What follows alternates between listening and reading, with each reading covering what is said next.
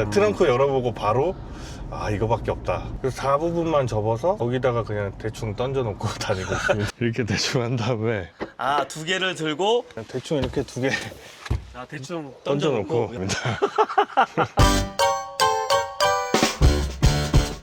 안녕하세요, 웅대장입니다. 스노우보더들은 과연 보드를 어떻게 차에 싣고 다니는지 보더스카. 오늘은 아빠들의 로망 BMW 6GT입니다.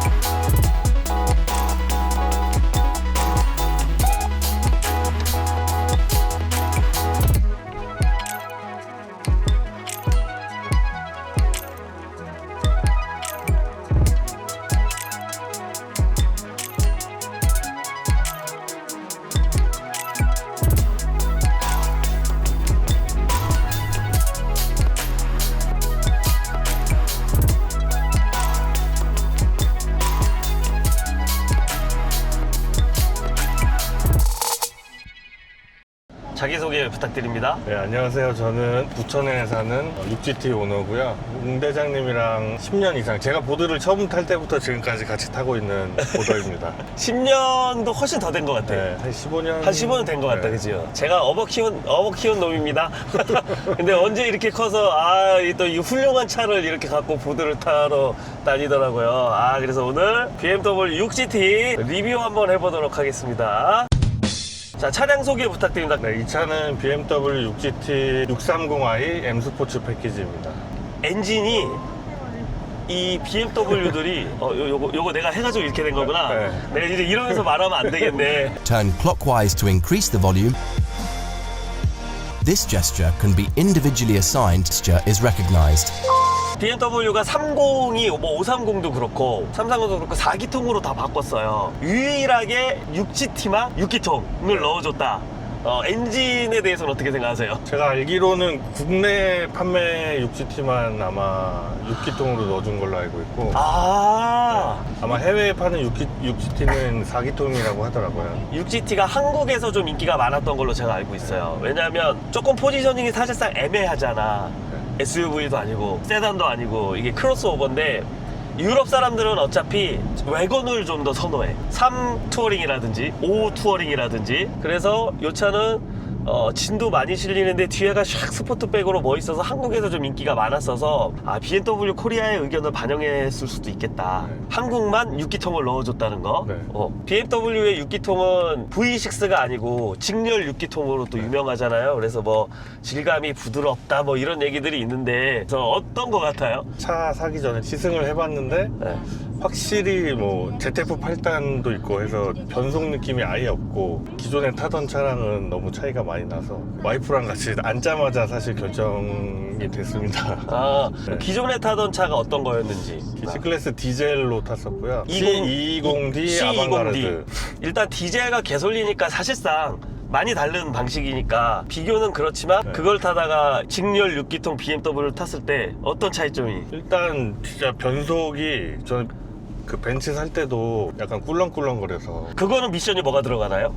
그거는 잘 모르겠어요. 근데 요거는 ZF 8단. 네. 벤츠 살 때는 그냥 아무 생각 없이 샀기 때문에 그냥 뭐 와이프가 가자는 대로 가서 사실 영맨한테 물어봤을 때 좀 꿀렁꿀렁 거리길래 이거는 좀 그러네요 라고 했더니 시승차라서 그랬다 라고 했는데 받아보니까 역시나 새 시승차가 차도 그렇다. 네, 새 차도 그렇다. 벤츠 시클 타다가 BMW 6 시리즈를 타니 승차 감정에서 많은 차이를 네. 느끼고 있다. 네. 일단은 그레이드가 급이 다른 차긴 하잖아요. 네. 이게 확실히 더 큰 차고 6 시리즈 같은 경우는 7 시리즈 베이스를 같이 공유하니까 7 시리즈면 어쨌든 BMW의 이제 끝판왕이니까. 그 시클 살 때는 별로 신경 안 쓰고 막 그 바로 샀는데 네.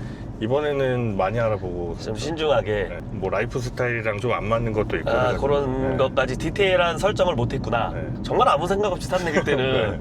그 경험을 바탕으로 이 6GT를 선택하게 된 뭐 결정적 이유가 있었습니까? 일단 제가 캠핑을 또 다니니까 근데 저는 또 맥시멀로 다니거든요. 네. 와이프랑 네, 와이프랑 둘이서 같이. 엄청나게 싣고 다녀? 네, 완전 맥시멀로 다녀서 어. 그리고 저희는 뭐 짧게 가는 거는 별로 안 좋아하고 길게 가는 거를 좋아해서 뭐 최소 이렇게? 2박 3일 뭐 휴가 내고 갈 때는 뭐 4박 5일 갈 때도 있고 4박 5일로 가려면 먹을 게 또 많이 필요하잖아요. 그렇지. 그래서 아이스박스도 막 50리터짜리 가져가거든요. 제일 큰 거. 네. 와. 그래서 이 차를 살 수밖에 없었어요. 일단 트렁크 열어보고 바로 아 이거밖에 없다. 아, 이거다. 네. SUV는 그러면은 고민에 없었나요, 후보에? SUV도 많이 봤어요. 원래 벤츠를 탔었어가지고 GLC랑 GLE 이런 것도 다 시승도 해보고 타봤는데 뭐 바로 이 차다라고 좀 와닿는 게 없더라고요. 아, 그러면 BMW에서도 SUV가 있잖아요. 네. X3라든지 네. X5라든지 뭐 그런 거는 안 봤었나요? 3는 봤는데 시승까지는 안 했고요. 트렁크가 어. 좀 작은 것 같아서 어. 5는 시승까지 해봤죠. 5는 덩치가 너무 크더라고요. 근데 와이프가 타보더니 별론데 그래가지고 그래서 요걸로 네. SUV만 타보셨던 분들은 저 같은 경우도 그렇거든요. 네. SUV를 오래 탔는데 SUV를 오래 탄 사람들은 세단에서 파생된 이런 스포트백이나 해치백 차량들이 월등하게 SUV에 비해서는 짐이 덜 들어갈 것이라 생각하시는 분들인데 전혀 그렇지가 않고요. SUV는 차체 자체가 높아서 우리가 짐을 실는 그리고 사람이 타는 캐빈 공간 자체가 위로 올라와 있어요. 그래서 결국은 베이스의 크기에 따라서 베이스의 크기가 같다면 이 뒤까지 열리는 이런 해치백이나 스포츠백들이 짐을 실는 양이 결코 SUV에 비해서 그렇게 뒤지지 않습니다. 물론 뒤가 이렇게 떨어지니까 외건형 해치백이 좀 더 많이 들어가죠. 그러니까 외건은 사실상 SUV랑 짐 들어가는 게 거의 비슷하다. 근데 저도 요거를 좀 최근에 알았어요. 왜냐하면 SUV를 오래 탔다 보니까 그냥 당연히 SUV가 많이 들어간다고 생각을 했어. 근데 그렇지가 않더라고요.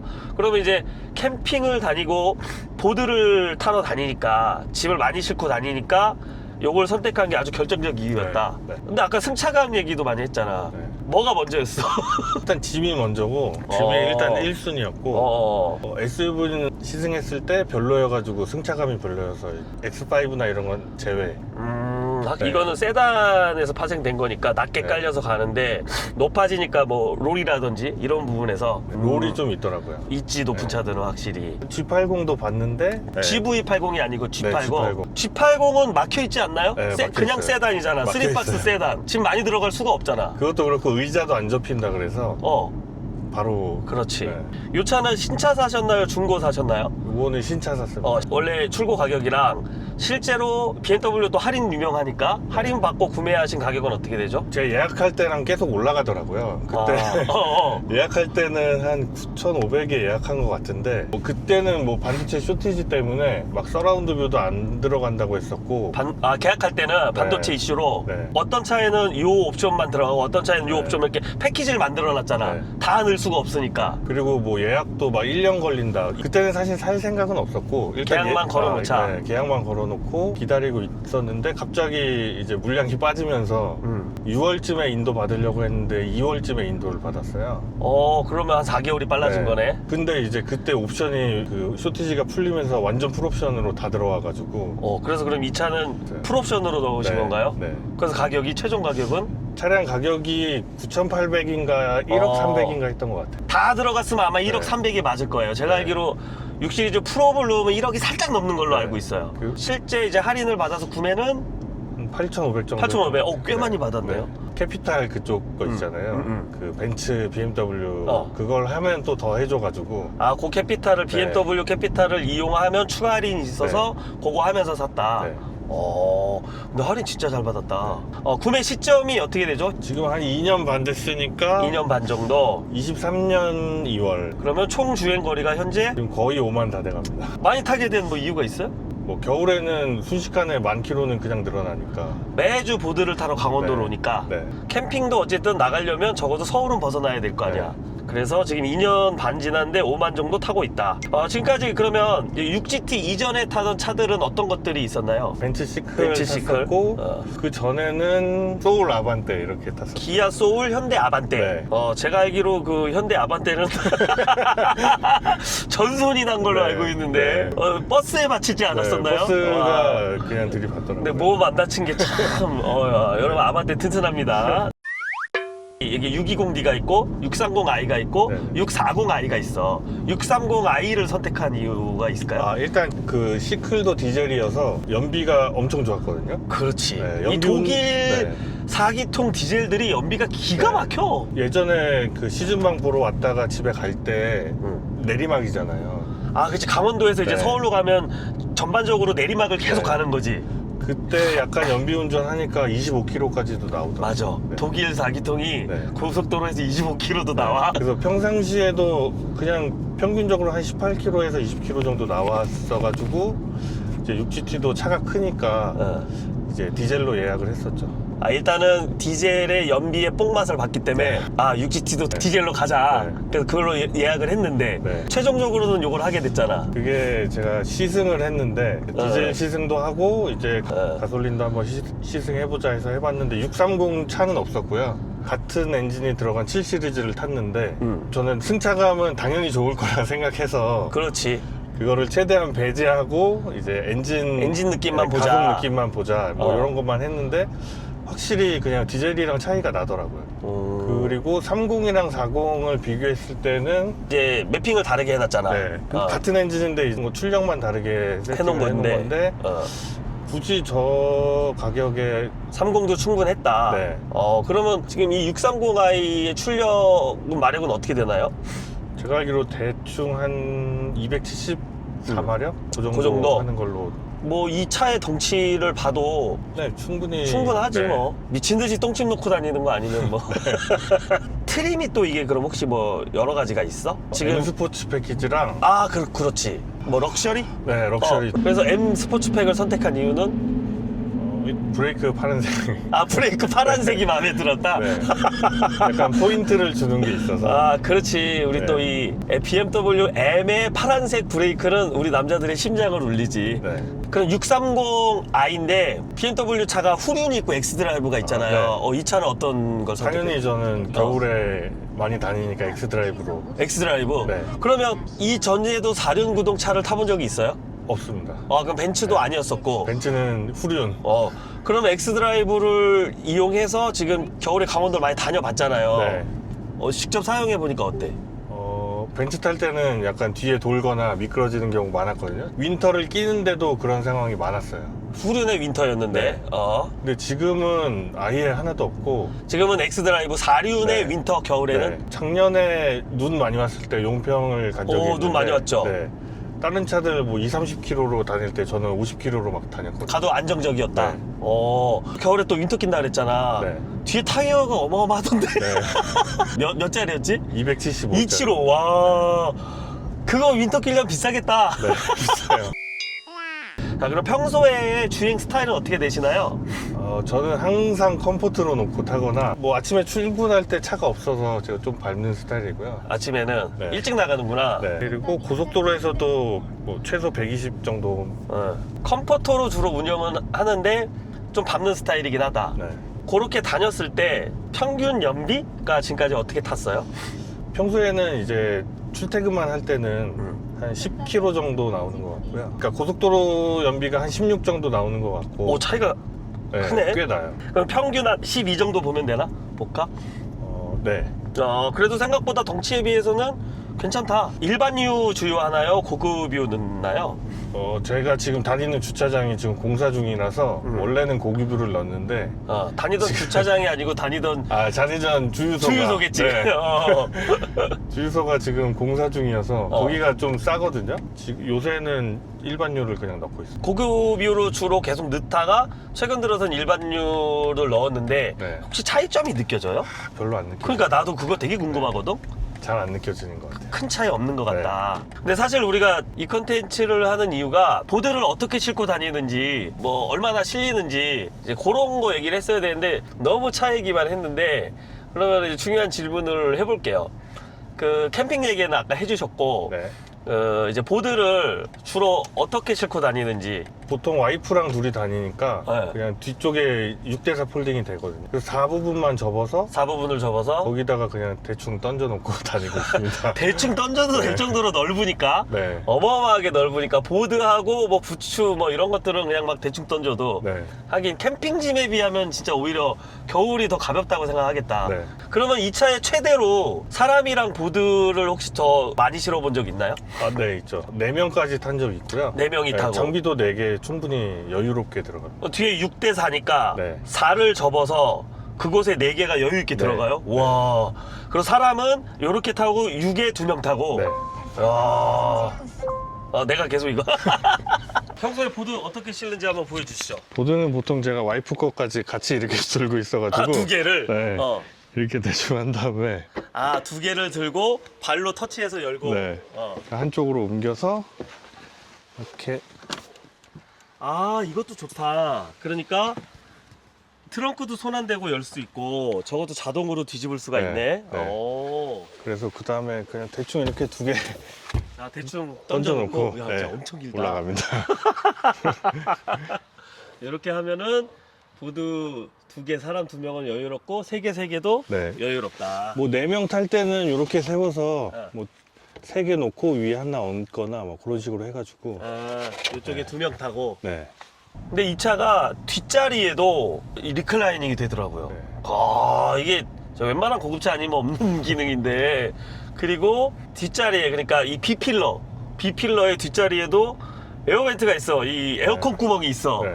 그리고 뒷자리에 에어컨 공조도 양쪽 자리를 따로 온도 설정을 할 수 있는. 네. 쉽게 말해서 이게 지금 포존 들어간 거잖아요. 앞에도 따로따로, 뒤에도 따로따로. 네.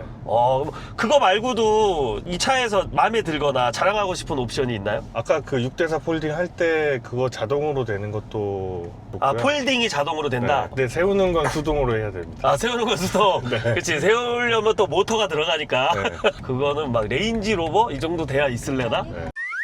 그러면 2년 반 동안 타면서 이 차에서 느낀 단점은 혹시 있을까요? 단점은 차가 커요. 차가 크다. 네, 시클 타다가 제가 이걸 탔더니 보통 양 옆으로 공간이 있는 걸 보고 주차를 하잖아요. 시클은 내릴 수가 있는데 이거는 못 내려서 다른 곳에 주차하는 경우가 몇 번 있어요. 아, 그럼 차가 폭도 상당히 큰가 보다. 네. 하긴 이게 이제 7 시리즈 베이스랑 똑같은 걸 쓰니까 앞뒤만 긴 게 아니고 폭도 상당히 네. 커서 주차하고 타고 내릴 때 좀 불편한 점이 네. 단점이다. 옆에 대형차가 있으면 그냥 딴 데다 대요. 아, 큰 차끼리 되면 네. 내리질 못하는구나. 네. 또 다른 단점이 있을까요? 또 다른 단점은 연비가 생각보다는 많이 안 나오는 것 같아요. 아무래도 앞차를 네. 연비를 좋은 차를 네. 타서 그럴 수도 있겠다. 네, 기름값이 아. 많이 나와요.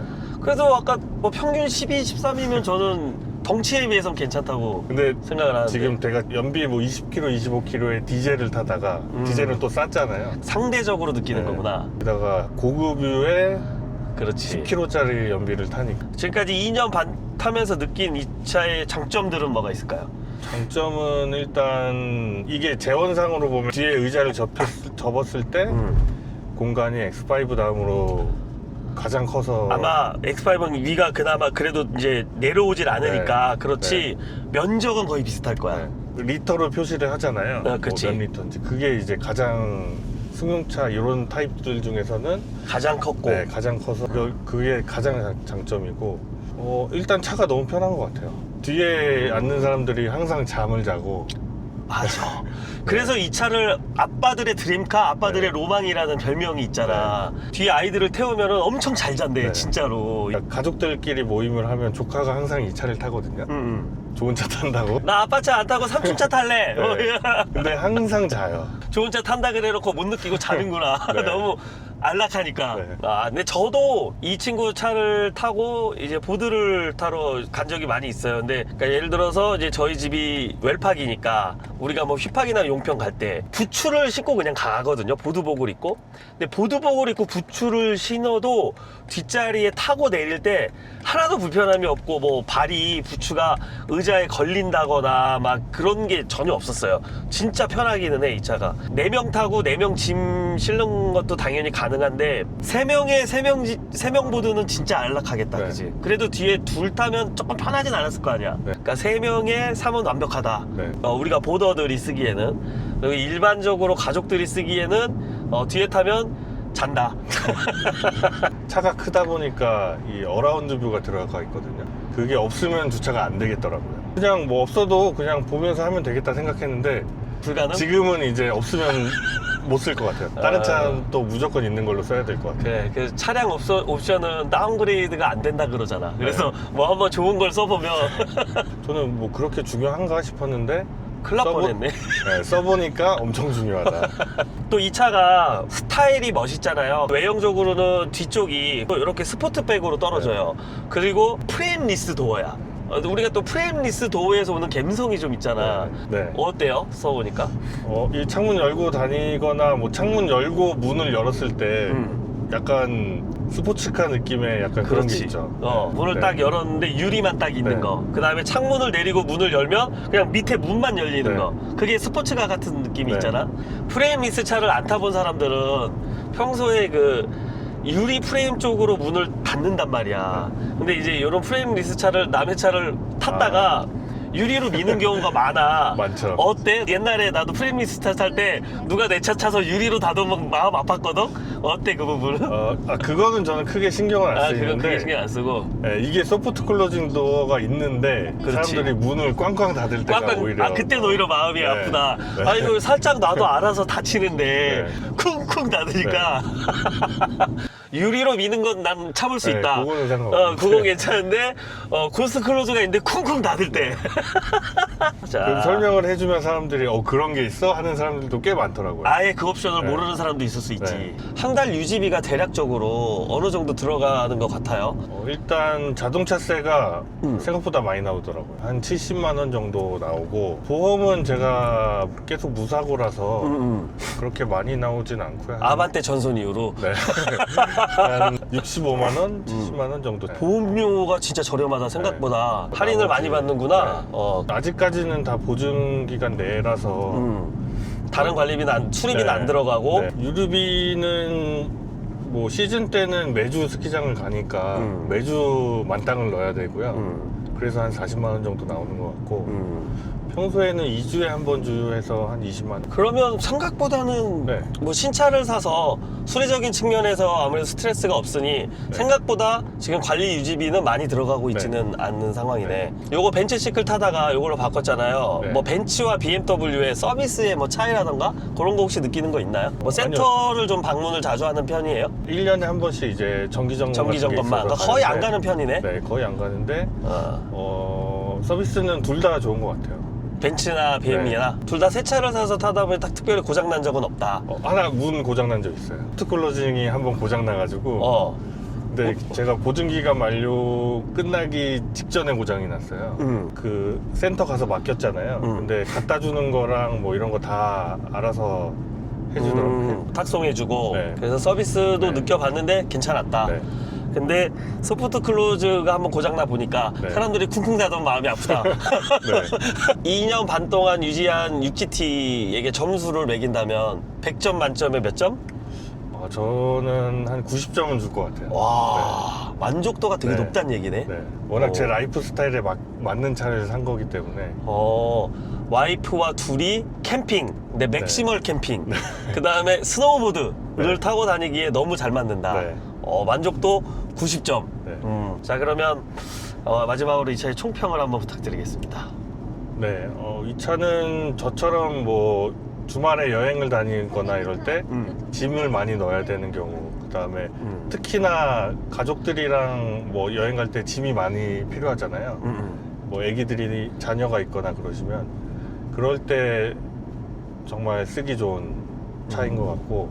자, 이렇게 오늘 BMW 6GT 분이차를 소개해 주셔서 감사하고요. 마지막으로 하시고 싶은 말 하고 마무리하도록 하겠습니다.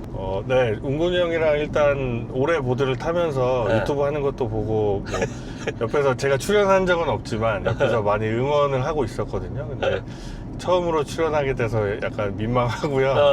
네, 앞으로도 뭐 크게 다치지 않고 저희가 끝까지 보드를 계속 탔으면 좋겠습니다. 아, 네. 알겠습니다. 감사합니다. 네. 자, 여러분, 오늘은 아빠들의 로망 BMW 6GT였습니다. 다음에 만나요. 안녕!